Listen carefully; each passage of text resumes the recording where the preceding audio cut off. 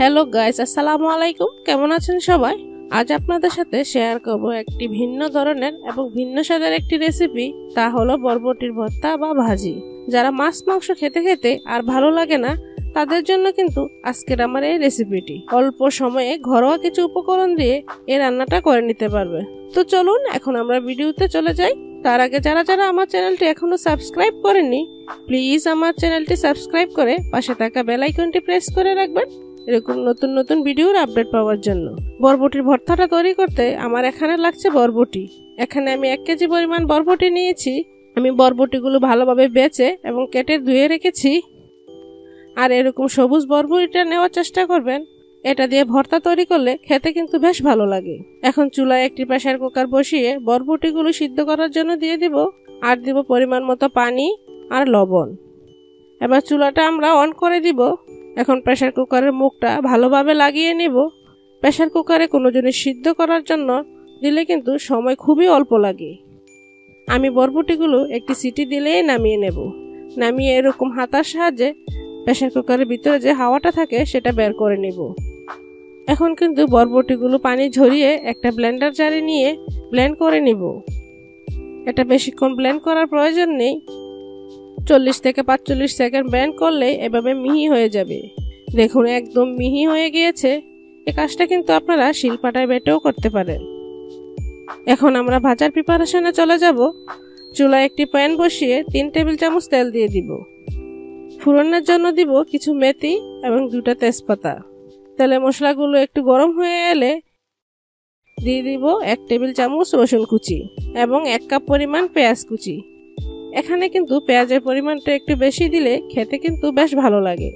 3টা কাঁচা মরিচ এভাবে মাঝখান থেকে ছিঁড়ে দিব। মরিচটা আপনারা একটু কম বেশিও করে নিতে পারেন। এবার পেঁয়াজগুলো একটু নেড়েচেড়ে ভেজে যখন এই পর্যায়ে একটু ব্রাউন কালার হয়ে যাবে, তখন অ্যাড করব 1 টেবিল চামচ আদা রসুন বাটা। আদা রসুন বাটাটাও একটু কাঁচা গন্ধ যাওয়া পর্যন্ত এভাবে ভেজে নিতে হবে। এরপর দিব 1 টেবিল চামচ ধনে গুঁড়ো এবং 1 টেবিল চামচ জিরা গুঁড়া। সবগুলো আবার একটু কষাতে হবে একদম লো আঁচে। কষানো হয়ে গেলে 1/2 টিস্পুন হলুদ গুঁড়া এবং অল্প পরিমাণে মরিচের গুঁড়া দিব। এখানে আমি মরিচের গুঁড়াটা কিন্তু একদম অল্প পরিমাণে দিচ্ছি, কারণ এই ভর্তাটা কিন্তু বেশি ঝাল হলে খেতে ভালো লাগে না। সবগুলো আবারও একটু কষিয়ে দিব একটু পানি। এতে করে গুঁড়া মশলাগুলো আর পুড়ে যাবে না। পানি দেওয়ার পর কষিয়ে যখন তেলগুলো এভাবে উপরে চলে আসবে, এই পর্যায়ে অ্যাড করব পেস্ট করে রাখা বরবটি। আবারও সবগুলো একসাথে ভালোভাবে মিশিয়ে একটু সময় নিয়ে মিডিয়াম টু লো আঁচে কষাতে হবে। যে কোনো রান্না কষানো ভালো হলে রান্নার স্বাদও কিন্তু অনেক ভালো হয়। কষানোর মাঝ পর্যায়ে দিয়ে দেব পরিমাণ মতো লবণ আর 1/2 টিস্পুন চিনি। আর লবণটা এই পর্যায়ে কিন্তু একটু কমই ব্যবহার করতে হবে, কারণ আমরা বরবটিটা সিদ্ধর সময় লবণ ব্যবহার করেছি। এখন আবারও কষাতে কষাতে যখন এরকম একটা শক্ত টেক্সচার চলে আসবে, তখন অ্যাড করব একটা ডিম। ডিমটা দিয়ে এভাবে অনবরত নেড়ে মিশিয়ে নিতে হবে।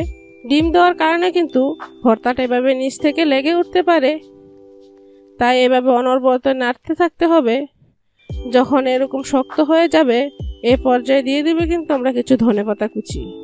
ধনেপাতা কুচি দিয়ে আবারও একটু কিছুক্ষণ এভাবে মিশিয়ে নিতে হবে, যাতে ভর্তার সাথে ধনেপাতার ফ্লেভারটা একদম পারফেক্টভাবে ঢুকে যেতে পারে। একদম শেষ পর্যায়ে কিন্তু আমরা লবণটা চেক করে নিব। আমার রান্নার লবণটা কিন্তু একদম পারফেক্ট আছে। এখন এইভাবে উল্টিয়ে পাল্টিয়ে যদি গলা পাকিয়ে যায়, তখন বুঝতে পারবেন আমাদের ভর্তাটা হয়ে গেছে। এখন আমরা নামিয়ে গরম গরম সার্ভ করে নিব, উপর দিয়ে কিছু ধনেপাতা কুচি দিয়ে সাজিয়ে। এই ভর্তাটা এতটা মজার হয়, যারা খেয়েছেন তারা তো জানেন, আর যারা এখনো খাননি তারা যে বুঝতে পারছেন না কি জিনিস মিস করছেন। তো বন্ধুরা, বাসায় এই মজাদার রেসিপিটি একবার হলো ট্রাই করবেন। ভালো লাগলে অবশ্যই একটা লাইক করবেন আর আমার চ্যানেলটি সাবস্ক্রাইব করে রাখবেন। পরবর্তী ভিডিও দেখার আগ পর্যন্ত সবাই ভালো থাকবেন, সুস্থ থাকবেন। আল্লাহ হাফেজ।